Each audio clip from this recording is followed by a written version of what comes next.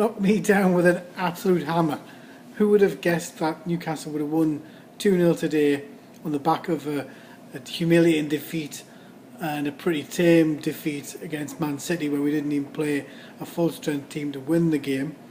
And I was completely thought that, we were going to get hammered today. And I've actually put down in my Sky Town and Weir video, which hasn't aired yet, that we would be beaten quite comfortably.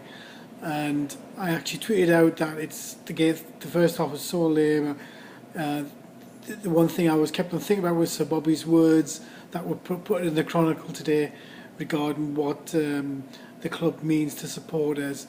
And I put out there that we're going to be kicking towards the Gallagate, and if anybody can get us up, the fans would do that, and it came true, which is even more amazing.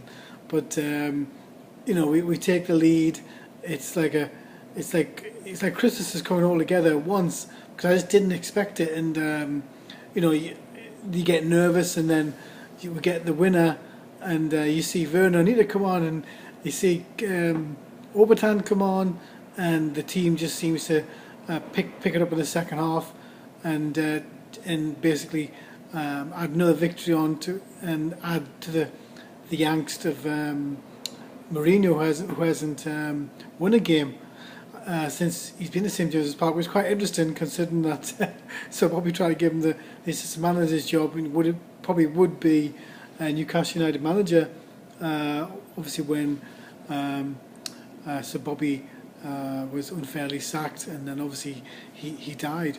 But it's a tremendous thing, considering that with all the furor, you lose two games, you lose the backing of your of the papers. You look. We have the Time for Change march, which is still hugely important for this club, because irrespective of the result today, we have to move forward and still get Mike Ashley out of this club. But whatever means we can, I would suggest. But a tremendous victory. The players, it's amazing when you look at Sissoko. The guy couldn't trap wind, and for the last couple of games, and it's steadily getting worse and worse and worse. And then today he's like a world beater again against Chelsea, and maybe that's had something to do with the fact that Pardew said to him yesterday that we're going to play him through thick and thin, which is a risky situation, because if a player's not playing well, what do? You bring him out, because if he's not going to play well, you would have thought Vernon would have played from the start today. And getting back to Mr. Pardew, you got to give him credit. I listened to Brian the True Geordie before he inspired me to come on today. So he got it spot on. I think it's very risky to go conservative at Newcastle when you've got the big guns in town, because you want to go at them. So it worked out, and I do give Alan Pardew credit for that. Again, at the end of the game, Pardew's saying that he wants to give a big ups to Mike Ashley. We won 2-0. Thank the team, thank the staff, but you can't thank the man who is bringing us more grief than any other owner, I would suggest, in our history, who gives us basically no hope. That's the reason why the crowds are quiet at the games, because even support-wise on Twitter, there's more ferociousness on Twitter than what there is to actually do something.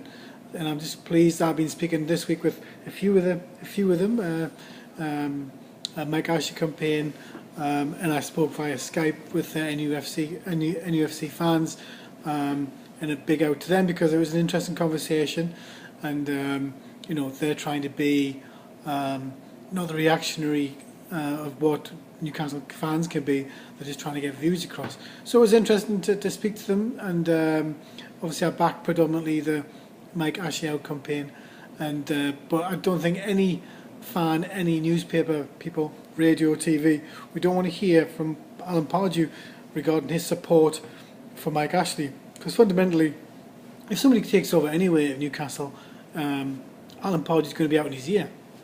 So I can understand him saying it, but saying it on TV and probably out to all the reporters, is disrespectful to us, and he needs to hear that he is being disrespectful. But I want to say it's been for the guys in the newspapers, Lee Ryder, Mark Douglas and Neil Cameron.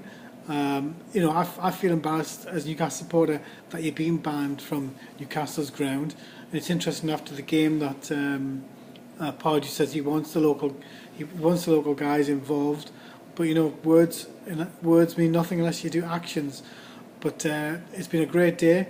I can relax a little bit, and we can all relax a bit as Newcastle fans. 2-0. Who would have thunk it? Because I didn't.